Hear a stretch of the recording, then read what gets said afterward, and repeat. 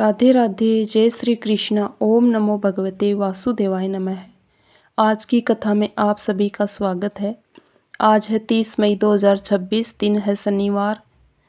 तिथि है चतुर्दशी, जो 11:57 के पहले रहेगी। उसके बाद पूर्णिमा तिथि लग जाएगी। आज हम आपको पुरुषोत्तम मास अधिक मास महात्म्य के 14वें अध्याय की कथा सुनाने जा रहे हैं। कथा को अंत तक ज़रूर सुनिएगा और सुनने के बाद अधिक से अधिक लोगों को शेयर भी कीजिएगा।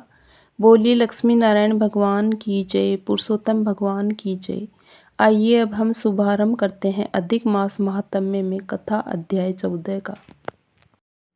श्री नारायण जी बोले, इसके बाद चिंता से आतुर राजा दृढ़धनुआ के घर वाल्मीकि मुनि आए, जिन्होंने परम अद्भुत तथा सुंदर रामचंद्र जी का चरित्र वर्णन किया है। राजा दृढ़धनुआ ने दूर से ही वाल्मीकि मुनि को आते हुए देखकर घबराहट के साथ जल्दी से उठकर भक्ति युक्त हो उनके चरणों में दंडवत प्रणाम किया। भली भांति पूजा कर उत्तम आसन पर ऋषि को बैठाकर उनके चरणों को गोद में लेकर दोनों हाथों से धोया और उस चरणोदक को बड़े हर्ष के साथ सिर से धारण कर सुख पक्षी की बात स्मरण करता हुआ राजा दृढ़धनुआ ने मधुर वचन से यूं कहा। दृढ़धनुआ बोला, हे भगवान, इस समय मैं कृतकृत्य हूँ, भाग्यवान हूँ, मेरा जन्म सफल हुआ। हे प्रभु, आज मेरा मनोरथ पूर्ण हुआ। आज आपके प्रत्यक्ष दर्शन से शास्त्रादिकों के यथार्थ अर्थ का ज्ञान सफल हुआ। हे जगत के पावन करने वालों के पावन करने वाले, आज मैं अपने भाग्य का क्या वर्णन करूं। श्री नारायण बोले। इस तरह वाल्मीकि मुनि को कहकर वह राजा मौन हो गए। बाद में वाल्मीकि मुनि उस राजा को विनय युक्त देकर बड़े प्रसन्न हुए और जनता को आनंदित करते हुए बोले। वाल्मीकि मुनि बोले, हे नृप श्रेष्ठ, ठीक है, तुम में उक्त प्रकार की सब बातों का होना संभव है। हे राजन, तुम चिंता से आतुर क्यों हो, सो सब मन की बात कहो। ऐसा मालूम पड़ता है कि तुम्हारी कुछ कहने की इच्छा है, इसलिए हे महामते उसे कहो। राजा दृढ़धनुआ बोला, आपके चरण कमल की कृपा से हमेशा सुख है, परंतु हे विद्वान, हमारे हृदय में एक बड़ा संदेह है। वन में होने वाले सुख पक्षी के मुख से निकले हुए बाण के समान उस वचन को दूर करें। किसी समय मैं शिकार खेलने के लिए गहन वन में निकल गया। वहाँ भ्रमण करता हुआ एक तालाब देखा। उसका जल पिया, बाद में थकावट दूर करने के लिए एक बड़े वट वृक्ष के नीचे बैठ गया। अत्यंत घनी तथा सुंदर छाया वाले और मन एवं नेत्र को आनंद देने वाले उस वृक्ष पर बैठे हुए सुंदर सुख पक्षी को देखा।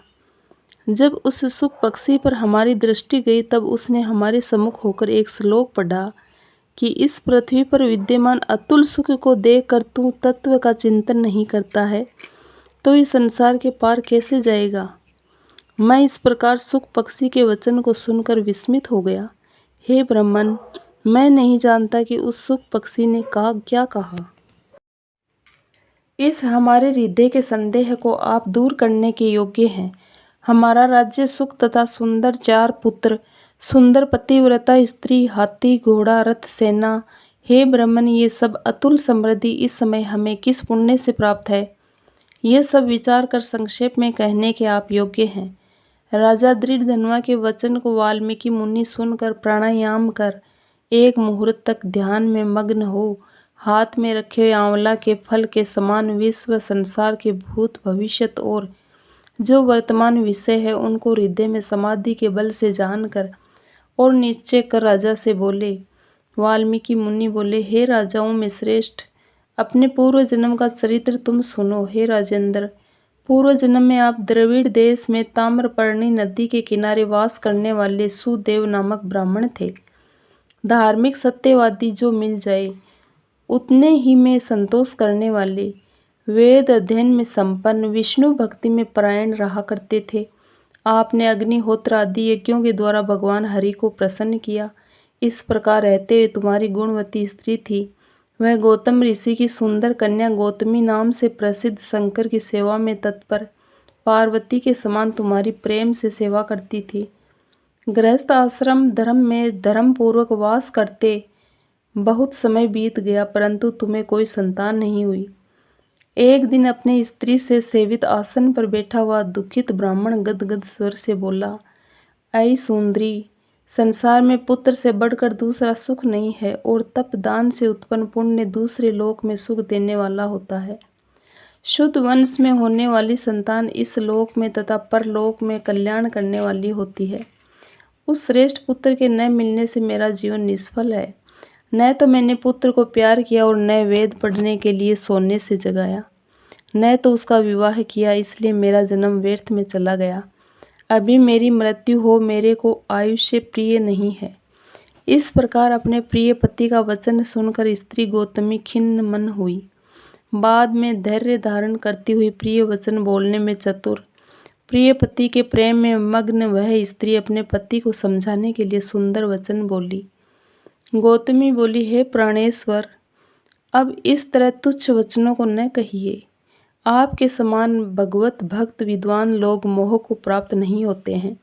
हे विभो, आप सत्य धर्म में तत्पर रहने वाले हो। आपने स्वर्ग को जीत लिया है। हे सुव्रत अर्थात हे सुंदर व्रत करने वाले, आप जैसे ज्ञानी को पुत्रों से सुख की प्राप्ति कैसी, अर्थात ज्ञानी पुरुष पुत्रों से होने वाले सुख की इच्छा नहीं करते हैं। हे ब्राह्मण, पहले चित्रकेतु नामक राजा पुत्र शोक से संतप्त हुआ, तब नारद और अंगिरा ऋषि के आने पर पुत्र शोक से मुक्त हो संसार से उद्धार को प्राप्त हुआ। इसी प्रकार राजा अंगवेन नामक दुष्ट पुत्र के कारण रात्रि के समय वन को चला गया। इसी तरह हे स्वामिन, आपको भी संताति दुख देने वाली होगी। फिर भी हे तपोधन, यदि आपको सतपुत्र की लालसा है तो प्रसन्नता से जगत के नाथ समस्त अर्थों के दाता हरि भगवान की आराधना करें। हे ब्राह्मण, पहले सांख्य आचार्य कृदम ऋषि ने जिनकी आराधना कर पुत्र को प्राप्त किया, जो कि पुत्र योगियों में श्रेष्ठ कपिल देव के नाम से प्रसिद्ध हुआ। ब्राह्मण श्रेष्ठ इस प्रकार अपनी धर्म पत्नी के वचन सुनकर तथा निश्चय कर उस अपनी गौतमी स्त्री के साथ ताम्रपर्णी नदी के तट पर गया। वहां जाकर उस पवित्र तीर्थ में स्नान कर अत्यंत श्रेष्ठ तप करता गया। 5-5 दिन के बाद सूखे पत्ते तथा जल का आहार करता था। इस प्रकार तप करते उस तपोनिधि सुदेव ब्राह्मण को 4000 वर्ष व्यतीत हो गए। हे ब्राह्मण, उसके इस तपस्या से तीनों लोक कांप उठे। भक्त वत्सल भगवान उस सुदेव ब्राह्मण के अत्यंत उग्र तपस्या को देखकर जल्दी से गरुड़ पर सवार होकर प्रकट हुए। श्री नारायण बोले, नवीन मेघ के समान जगत की रक्षा करने में समर्थ 4 भुजा वाले प्रसन्न मुख मुरारी को देखकर सुदेव शर्मा ब्राह्मण हर्ष के साथ मुकुंद भगवान को साष्टांग प्रणाम करता हुआ बोला, हरे कृष्णा। पुरुषोत्तम मास महात्म्य का 14वां अध्याय पूर्ण हुआ। इसके आगे की कथा अगले अध्याय में। आज हम सुनेंगे श्रीमद् भागवत गीता के 15वें अध्याय पुरुषोत्तम योग का दिव्य ज्ञान और उसके अद्भुत महात्म्य की पावन कथा। गीता का ये अध्याय हमें ये बताता है कि ये संसार एक उल्टे पीपल के वृक्ष के समान है, जिसकी जड़ स्वयं परमात्मा है। जो मनुष्य मोह माया और आसक्ति को छोड़कर भगवान की शरण में जाता है, वही जीवन का सच्चा मार्ग पाता है। और इसी अध्याय का महात्म्य हमें ये सिखाता है कि गीता का केवल आधा श्लोक भी यदि श्रद्धा से सुन लिया जाए तो वह पापी से पापी जीव का भी उद्धार कर सकता है। तो आइए आज हम गीता के ज्ञान और उसकी महिमा दोनों का एक साथ श्रवण करेंगे। वीडियो को अंत तक जरूर देखिएगा और यदि आपके हृदय में श्री कृष्ण के प्रति प्रेम है तो वीडियो को लाइक, शेयर और चैनल को सब्सक्राइब जरूर कीजिएगा। अब बड़े प्रेम से बोलिए राधे राधे, जय श्री कृष्णा। श्री महादेव जी माता पार्वती से कहते हैं कि हे पार्वती, अब मैं तुम्हें गीता के 15वें अध्याय का महात्म्य सुनाता हूँ। बहुत समय पहले गौड़ देश में कृपाण नाम का एक राजा राज्य करता था। वह इतना पराक्रमी था कि युद्ध में देवता भी उसकी तलवार से हार जाते थे। उसका एक बहुत बुद्धिमान और शक्तिशाली सेनापति था, जिसका नाम सर्वमिंड था। वह शस्त्र और शास्त्र दोनों विद्या में निपुण था, लेकिन एक दिन उसके मन में बहुत बड़ा पाप आ गया। उसने सोचा कि वह राजा और उसके पुत्रों को मारकर स्वयं राजा बन जाएगा, परंतु भगवान को कुछ और ही मंजूर था। कुछ ही दिनों बाद वह हैजे की बीमारी से मर गया। अपने पापों के कारण अगले जन्म में वह सिंधु देश में एक सुंदर और तेजस्वी घोड़ा बना। घोड़ों की पहचान रखने वाले एक वैसे युवक ने उस घोड़े को बहुत अधिक धन देकर खरीद लिया और बड़े प्रेम से राजधानी में ले आया। वह घोड़ा राजा को भेंट करने के लिए लाया गया। जब द्वारपाल ने राजा को इसकी सूचना दी तब राजा ने पूछा, तुम किस काम से आए हो?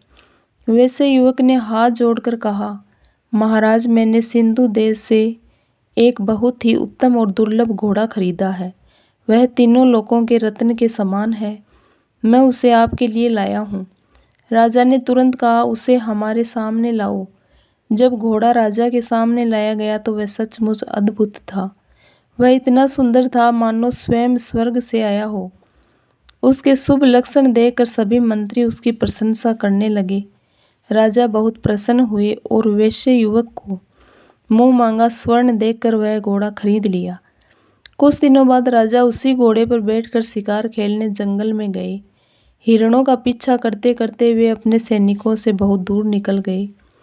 धीरे धीरे उन्हें बहुत तेज प्यास लगने लगी। राजा घोड़े से उतरे और पानी की खोज में इधर उधर जाने लगे। उन्होंने घोड़े को एक पेड़ से बांध दिया और स्वयं एक चट्टान पर चढ़ गए।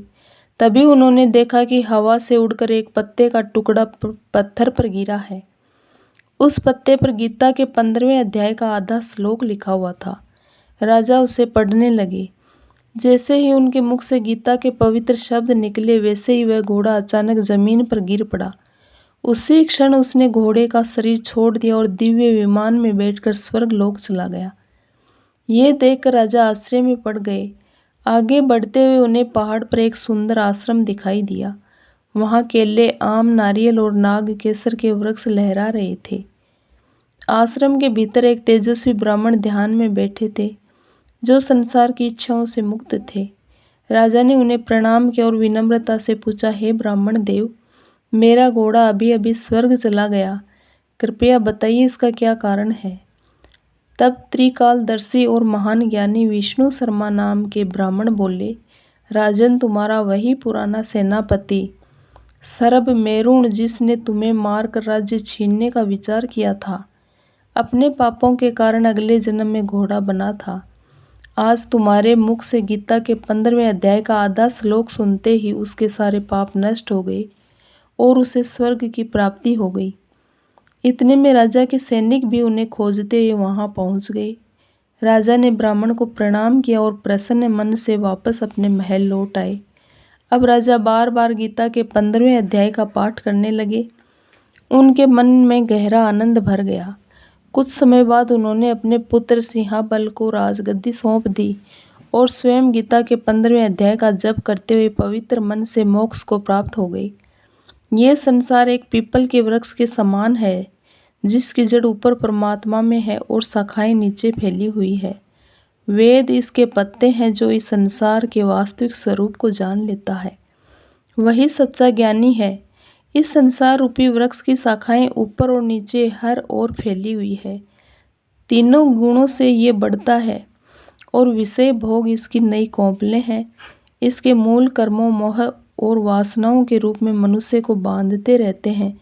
इस संसार का असली रूप समझना कठिन है। इसका न आदि दिखाई देता है और न अंत। इसलिए वैराग्य रूपी शस्त्र से इस संसार रूपी वृक्ष को काट देना चाहिए। फिर उस परम धाम की खोज करनी चाहिए जहाँ पहुंचकर जीव फिर संसार में वापस नहीं आता। उसी परमेश्वर की शरण में जाना चाहिए जिससे इस संसार की उत्पत्ति हुई है।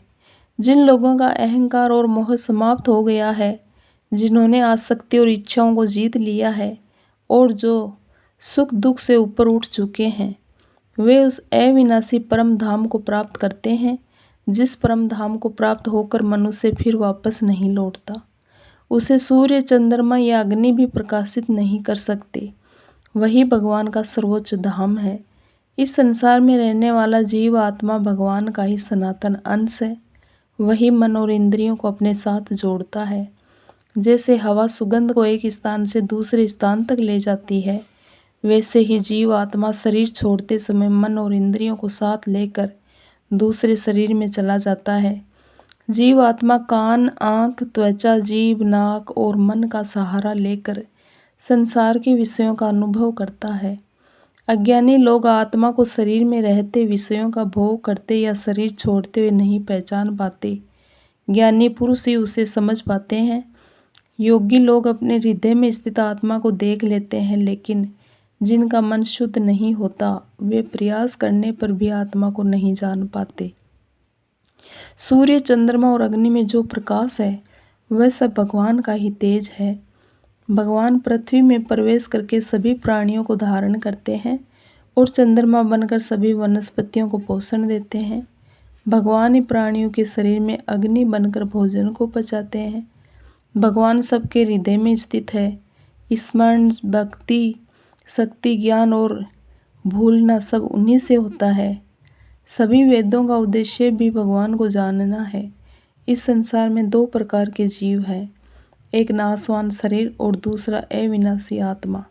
इन दोनों से श्रेष्ठ परमात्मा है जो तीनों लोकों में रहकर सबका पालन करते हैं। भगवान नाशवान शरीर और अविनाशी आत्मा दोनों से श्रेष्ठ है, इसलिए वे पुरुषोत्तम कहलाते हैं। जो मनुष्य भगवान को पुरुषोत्तम रूप में जान लेता है वह सच्चा ज्ञानी बनकर पूरे भाव से भगवान की भक्ति करता है। भगवान कहते हैं, ये अत्यंत गुप्त और श्रेष्ठ ज्ञान मैंने तुम्हें बताया है। इसे जानकर मनुष्य बुद्धिमान और कृतार्थ हो जाता है। तो भक्तजनों, यही है श्रीमद् भागवत गीता के 15वें अध्याय का दिव्य ज्ञान और उसका अद्भुत महात्म्य। ये अध्याय हमें सिखाता है कि यह संसार क्षण भंगुर है, लेकिन भगवान श्री कृष्ण का धाम और उनका नाम सदा अमर है। जो श्रद्धा और भक्ति से गीता के इस अध्याय का पाठ, श्रवण या मनन करता है उसके जीवन के अंधकार धीरे धीरे दूर होने लगते हैं और भगवान स्वयं उसके मार्गदर्शक बन जाते हैं। हम प्रार्थना करते हैं कि भगवान श्री कृष्ण की कृपा आप सभी पर सदैव बनी रहे। आइए अब सुनते हैं नितनेम बाबा की सीता माता की कथा। राम आए, लक्ष्मण आए, देश के पुजारी आए, नित नेम का नेम लाए। आओ राम, बैठो राम, माखन मिश्री खाओ राम, दूध बतासा पियो राम, सूत के पलका पोटो राम, साल दुसाला ओडो राम। राम संवारे सबके काम, खाली घर भंडार भरेंगे, सबका बेड़ा पार करेंगे। जय श्री राम, जय जय राम। यह कहानी सीता माता कहती थी और श्री राम इसे सुना करते थे। एक दिन श्री राम भगवान को किसी काम के लिए बाहर जाना पड़ गया तो सीता माता कहने लगी कि भगवान, मेरा तो 12 बरस का नितनेम है, अब आप बाहर जाएंगे तो मैं अपनी कहानी किसे सुनाऊंगी। श्री राम ने कहा कि तुम कुएं के पाल पर जाकर बैठ जाना और वहाँ जो औरतें पानी भरने आएगी उन्हें अपनी कहानी सुना देना। सीता माता कुएं के पाल पर जाकर बैठ जाती है। एक स्त्री आई, उसने रेशम की जरी की साड़ी पहन रखी थी और सोने का घड़ा ले रखा था। सीता माता उसे देख कहती है कि बहन, मेरा 12 बरस का नितनेम सुन लो। पर वह स्त्री बोली कि मैं तुम्हारा नितनेम सुनूंगी तो मुझे घर जाने में देर हो जाएगी और मेरी सास मुझसे लड़ेगी। उसने कहानी नहीं सुनी और चली गई। उसकी रेशम जरी की साड़ी फट गई, सोने का घड़ा मिट्टी के घड़े में बदल गया। सास ने देखा तो पूछा कि ये किसका दोष अपने सिर लेकर आ गई है। बहू ने कहा कि कुएं पर एक औरत बैठी थी, उसने कहानी सुनने के लिए कहा, लेकिन मैंने नहीं सुनी, जिसका ये फल मिला। बहू की बात सुनकर अगले दिन वही साड़ी और घड़ा लेकर सास कुएं की पाल पर गई। सास को वहीं सीता माता बैठी मिली तो माता सीता ने कहा कि बहन, मेरी कहानी सुन लो। सास बोली कि एक बार छोड़, मैं तो 4 बार कहानी सुन लूँगी। राम आए, लक्ष्मण आए, देश के पुजारी आए, नित नेम का नेम लाए। आओ राम, बैठो राम, तपी रसोई जियो राम, माखन मिश्री खाओ राम, दूध बतासा पियो राम, सूत के पलका मोटो राम, साल दुसाला पोठो राम, साल दुसाला ओडो राम। जब बोलूँ जब राम ही राम, राम संवारे सबके काम, खाली घर भंडार भरेंगे, सबका बेड़ा पार करेंगे। श्री राम, जय राम, जय जय राम। सास बोली कि बहन, कहानी तो बहुत अच्छी लगी। कहानी सुनकर सास घर चली गई और उसकी साड़ी फिर से रेशम जरी की बन गई, मिट्टी का घड़ा फिर सोने के घड़े में बदल गया। बहू कहने लगी, सासू माँ, आपने ये सब कैसे किया। सास ने कहा कि बहू, तू दोष लगा के आई थी और मैं अब दोष उतार कर आ रही हूँ। बहू ने फिर पूछा कि वह कुएं वाली स्त्री कौन है। सास बोली कि वो सीता माता थी, वो पुराने से नया कर देती है, खाली घर में भंडार भर देती है। वह लक्ष्मी जी का वास घर में कर देती है, आदमी की जो भी इच्छा उसे पूरा कर देती है। बहू बोली कि ऐसी कहानी मुझे भी सुना दो। सास बोली कि ठीक है, तुम भी सुनो। और सास ने कहानी शुरू की। राम आए, लक्ष्मण आए, देश के पुजारी आए, नित नेम का नेम लाए, आओ राम बैठो राम, तपी रसोई जियो राम। माखन मिश्री खाओ राम, दूध बतासा पियो राम, सूत के पलका मोटो राम, साल दुसाला पोठो राम, साल दुसाला ओडो राम। जब बोलूं जब राम ही राम, राम संवारे सबके काम, खाली घर भंडार भरेंगे, सबका बेड़ा पार करेंगे। श्री राम जय राम जय जय राम। कहानी सुनकर बहू बोली कि कहानी तो बहुत अच्छी है। सास ने कहा कि ठीक है, इस कहानी को रोज़ कहा करेंगे। अब सास बहू रोज़ सवेरे उठती, नहाती धोती और पूजा करने के बाद नित नेम की सीता की कहानी कहती। एक दिन उसके यहाँ एक पड़ोस की औरत आई और बोली कि बहन जरा सी आँच देना। तो वह बोली कि आँच तो अभी हमने जलाई ही नहीं है। पड़ोसन ने कहा कि तुम सुबह 4 बजे से उठकर क्या कर रही हो फिर? उन्होंने कहा सुबह उठकर हम पूजा करते हैं, फिर सीता माता की नितनेम की कहानी कहते हैं। पड़ोसन ने उनकी बात सुनकर फिर कहा कि सीता माता की कहानी कहने से तुम्हें क्या मिला? वे बोली कि इनकी कहानी कहने से घर में भंडार भर जाते हैं, सारे काम सिद्ध होते हैं, मन की इच्छा भी पूरी होती है। पड़ोसन कहती है कि बहन ऐसी कहानी तो मुझे भी सुना दो फिर। वह बोली कि ठीक है, तुम भी ये कहानी सुन लो। राम आए, लक्ष्मण आए, देश के पुजारी आए, नित नेम का नियम लाए, आओ राम बैठो राम। सारी कहानी सुनने के बाद पड़ोसन कहने लगी बहन कहानी तो मुझे बहुत अच्छी लगी। अब वह पड़ोसन भी नितनेम सीता माता की कहानी कहने लगी। कहानी कहने से सीता माता ने पड़ोसन के भी भंडार भर दिए। हे सीता माता, जैसे आपने उनके भंडार भरे वैसे ही आप हमारे भी भंडार भरना, कहानी सुनने वाले के भी और कहानी कहने वाले के भी। जय श्री राम। अब सुनिए श्री तुलसी चालीसा। जय जय तुलसी भगवती सत्यवती सुखदानी, नमो नमो हरि प्रियसी श्री वृंदा गुणखानी, श्री हरि शीस विरजिनी, देहु अमरवर अम्ब, जनहित हे वृंदावनी, अब न करहु विलंब। धन्य धन्य श्री तुलसी माता, महिमा अगम सदा श्रुति गाता, हरि के प्राणों से तुम प्यारी, हरि है तू किन्हो ताप भारी। जब प्रसन्न है दर्शन दिन हो, तब कर जोरी विनय उसकी नो, हे भगवंत कंत मम होहु, दीन जानी जनी छाड़ाहु छोहु। सुनि लक्ष्मी तुलसी की बानी, दिन हो श्राप कद पर आनी, उस अयोग्य वर मांगन हारी, हो विटप तुम जड़ धनुधारी। सुनि तुलसी ही श्रप्यो ते ही ठामा, करहु वास तुहु नीचन धामा। दियो वचन हरि तब तत्काला, सुनहु सुमुखी जनि होऊ बिहाला। समय पाही वो रो पाती तोरा, पुजिहु आस वचन सत मोरा। तब गोकुल मह गोप सुदामा, तासु भई तुलसी तू बामा। कृष्ण रास लीला के माही, राधे सख्यो प्रेम लखी नाही। दियो श्राप तुलसी ही तत्काला, नर लोक ही तुम जन्महु बाला। यो गोप वह दानव राजा, शंखचूड़ नामक सिर ताजा। तुलसी भई तासु की नारी, परम सती गुण रूप अगारी। अस दिव्य कल्प बीत जब गाऊं, कल्प तृतीय जन्म तब भाऊं। वृंदा नाम भयो तुलसी को, असुर जलंधर नाम पति को। करी अति द्वंद्व अतुल बल धामा, लीना शंकर से संग्रामा। जब निज सैन्य सहित शिव हारे, मरहि न तब हर हरि ही पुकारे। पति वृंदा वृंदा थी नारी, कोहू न सके पति ही सहारी। तब जलंधर ही भेष बनाई, वृंदा ढिग हरि पहुँच्यो जाई। शिव हित लही करी कपट प्रसंगा, कियो सतीत्व धर्म तो ही भंगा। भयो जलंधर कर सहारा, सुनि उर शोक उपारा। तिहि क्षण दियो कपट हरि टारी, लखी वृंदा दुख गिरा उचारी। जलंधर जस हत्यो अभीता, कोई रावण तस हरि सीता। अस परस्तर समरिधे तुम्हारा, धर्म खंडी मम पति ही सहारा। यही कारण लही श्राप हमारा, होवे तनु पाषाण तुम्हारा। सुनि हरि तुरत ही वचन उचारे, दियो श्राप बिना विचारे। लख्यो न निज कर तूति पति को, छलन चाहियो जब पार्वती को। जड़मति तुहु अस हो जड़ रूपा, जग मह तुलसी विटप अनूपा।